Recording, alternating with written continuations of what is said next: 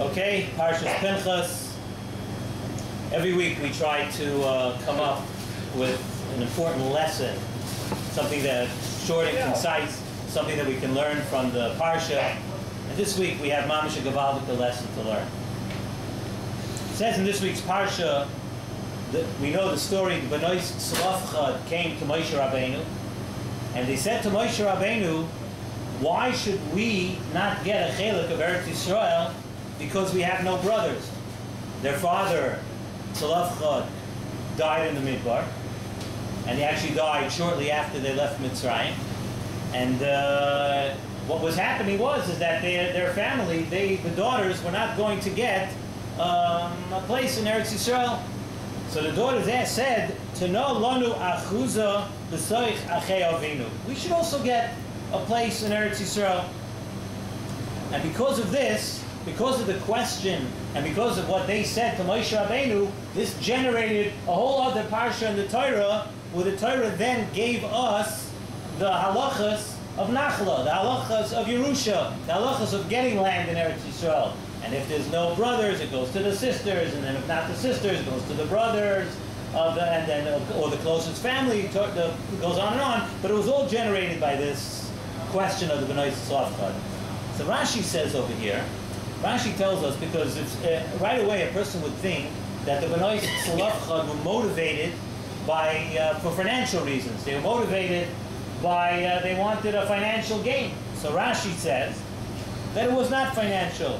The reason they went to Moshe Rabbeinu was because of their great love of Eretz Yisrael. The Bnei S.S, which actually reflected all the women who left Mitzrayim, and we'll talk about that shortly. But the Bnei S.S had an amazing love for Eretz Yisrael. And because of this love for Eretz Yisrael, they didn't want to take no for an answer. They were determined to get a chelek, a nachla in Eretz Yisrael. And that's why the pasuk also, if you notice, the pasuk traces the lineage of the Bnei S.S back a few generations and goes back till Yosef. They were from Shevet Menashe, and Menashe was a son of Yosef, and it goes back, and it traces the lineage all the way back until Yosef. And as we know, that Yosef also had a great love of Eretz Yisrael. That when they left Mitzrayim, Yosef told the Shvatim, Yosef told Klal Yisrael, that when you leave Mitzrayim, you should take V'alisavas Atzmoisai Mizeh, that Yosef wanted that he should be buried in Eretz Yisrael. So the Bnei S.S, Zok Rashi, the Bnei S.S took this trait, this midah, all the way back from their great-great-grandfather, who was Yosef. Let's contrast this to what we said a couple of weeks ago. A few weeks ago, we spoke about the Meraglim. The Meraglim said about Eretz Yisrael, Eretz Oicheles Yoshvel Hi. Eretz Yisrael is a land that consumes its inhabitants. Right? That's what the Meraglim said. And if you think about it, the Meraglim were actually saying the truth. Because you want to know, the Meraglim said there were Arim Betzurais, there were fortified cities in Eretz Yisrael. Were there? Yes, there were. The Meraglim said that there were very large fruit in Eretz Yisrael. There were giants in Eretz Yisrael. The Meraglim was saying the truth about what they saw. But the time that we had is, regardless of that, the Meraglim should have trusted HaKadosh Baruch Hu. HaKadosh Baruch Hu promised them a wonderful land of Eretz Yisrael. They should have trusted HaKadosh Baruch Hu and known that HaKadosh Baruch Hu was going to destroy the Canaanim and that they were going to have a beautiful Eretz Yisrael. And what happened with Yeshua and Kaleb? Yeshua and Kaleb, we said, saw the same things. But Yeshua and Kaleb said something different. They said, Toivah ha'aretz ma'oid ma'oid. That Eretz Yisrael is not just good, it's beautiful. It's Toivah ha'aretz ma'oid ma'oid. It's exceptionally good. That's what the Kaleb. But they were looking at the same land. They looked at the same land as all the other Meraglim. What was the difference? What was Kaleb and Yeshua? The difference was that they had a love for Eretz Yisrael. They felt, when they saw Eretz Yisrael, they saw Toivah ha'aretz ma'oid ma'oid. So there's an important lesson to be learned here. The lesson is that if a person has an attitude that something is good, that something is exceptionally good, then many obstacles and uncertainties, you can override them. You can somehow, the Rebbe Shalom gives you a siyata d'shmaya, and you're able to overcome that. So Rav Pam says, Rav Pam follows us through, and he says a beautiful, beautiful lesson for us today. He says many times, people have plans. Somebody wants to become a big Talmud Chacham. He wants to become a Paisik. He wants to do something exceptionally good, right? So, what happens? He starts. A person has great plans.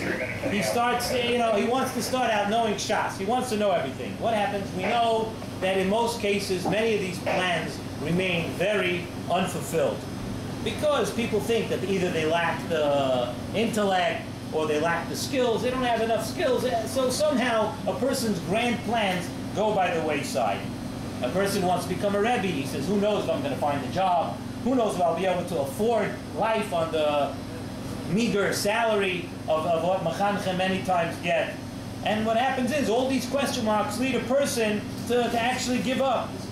Zokr Pam, that you have to know that the root of the problem for all these plans going by the wayside is a person's lack of Ahavas Torah. If a person loved the Torah enough, if a person taka was complete in his Ahavas Torah and you wanted enough, then you don't have these doubts. You're able to. You could finish Shas. You could learn. You could be a Paisik. You could be a Rebbe. And all the doubts will fall away. Look what happened with Kalev and Yeshua. There were many things that could have turned them back. Look what happened with the Bnei Tzlafcha. They weren't supposed to get a chelik in Eretz Yisrael originally, but since they had a tremendous love for what they wanted, HaKadosh Baruch Hu gave them the siyata d'shmaya and they were able to overcome it. Zakar Pam, that this applies also to he says many different things that we want to do today. He says sometimes a person wants to do something for Klal Yisrael. He wants to create a kiruv organization. He wants to do chesed. He wants to do tzedakah. He wants to inspire people to be more strict about shmiras hamitzvahs.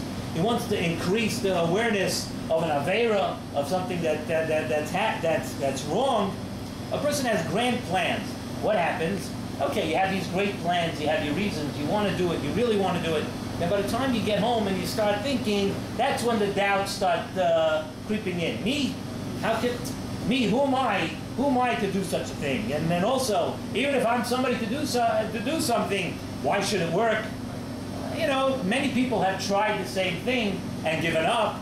They never got to first base. They never got it going. So all the doubts start happening. And then also, even if I'm going to do it, will people support me? People will be against me. This is day-to-day things. And if you think about it, this happens with many, many people who want to do things for Klal Yisrael. And you know what? There are very few people who actually get up and do it.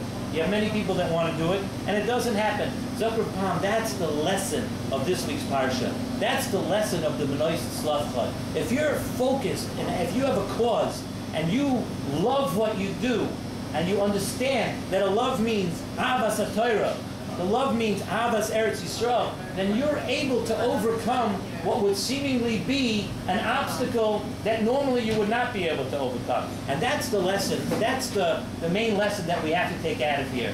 That when you have a plan for something, and when, let's see who's louder, me or the order for the bourbon.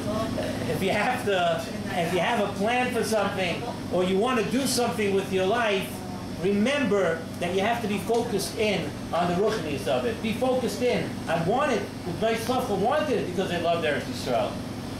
And that will ultimately lead a person to be able to accomplish many of his goals.